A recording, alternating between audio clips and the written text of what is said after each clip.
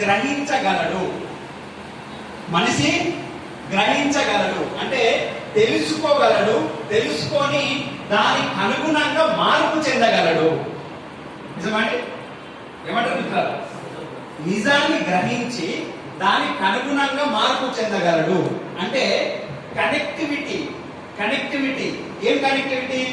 ప్రకృతితోటి మనిషికి కనెక్టివిటీ ఉంటుంది, పంచభూతాలతోటి మనిషికి కనెక్టివిటీ ఉంటుంది. ఈ కనెక్టివిటీని మనిషి పెంపొందించుకొని వృత్తి దిశగా వెళ్ళగలుగుతున్నాడు. ఏమండి? కాబట్టి మనిషి అనుకున్నది సాధించగలుగుతున్నాడు. చెప్పిందే చెప్తున్నా అనుకోకుండా ఒక మాట నేను చెప్తాను. ఈరోజు మనం ఆకాశంలో విహరించగలమా? ఏమండి? Yes or no? సరదాగా మాట్లాడుకుందాం అరగంట.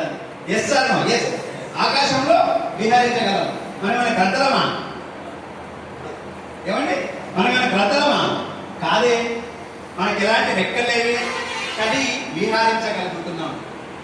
అదే మనిషి ప్రకృతితోటి పంచభూతాలతోటి కనెక్టివిటీ చేసుకొని ప్రకృతిని సైతం పంచభూతాలను సైతం తనకు అనుగుణంగా మార్చుకునే సత్త కలిగిన వాడే మనిషి. కదా? అందుకే మనిషి అనుకుంటే ఏదైనా సాధించగలడు. అంటే ఆకాశంలో విహరించగలడు, నీటిలో ప్రయాణించగలడా? ప్రయాణించగలడు. అవునా కదండి? నీటిలో కూడా ప్రయాణించగలడు. ఏమంటే మొక్కలు ఉన్నాయా? మనకు లేవు. మొక్కలు ఉన్నాయా? లేవు.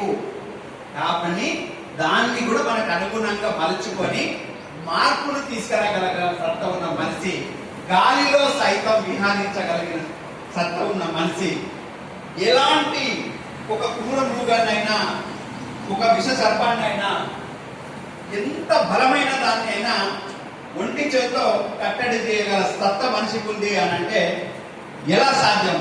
ఒక ఏనుగు సైతం మనిషి బలం ముందు దాసోహం అవుతుంది.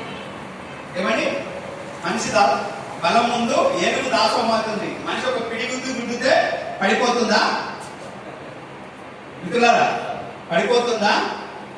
కానీ మన చేతిలో ఉన్న చిన్న కర్ర ఆగు అంటే ఆగుతుంది.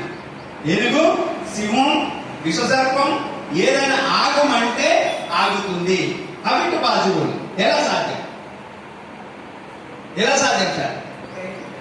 మనిషికి జ్ఞానేంద్రియాలు అంటే ప్రతి జీవికి ఉన్నప్పటికీ మనిషికి ఉన్న జ్ఞానం అన్నది అతి గొప్పది.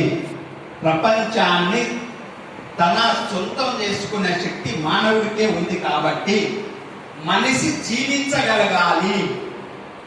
ఏమండి? బ్రతకడానికి జీవించడానికి గల వ్యత్యాసం చూస్తే మనిషి జీవించగలగాలి అని అంటే ప్రతి ఒక్కదాని ప్రకృతిని సైతం వాడుకొని మన జ్ఞానాన్ని ఉపయోగించుకొని అసాధ్యాన్ని సుసాధ్యం చేయగల వాడే మనిషి కదా. అందుకు మనిషి అనుభవించాలి, జీవించాలి అని అంటే ఇప్పుడు అనుకున్నట్టు ఆకాశంలో విహరించాలి, దేశ విదేశాలు తిరగాలి, అనుకున్న జీవితాన్ని తన అరిచేతులకు తెచ్చుకొని అద్భుతమైన శైలిలో జీవించడమే మనిషి గొప్పతనం. కదా దీనికి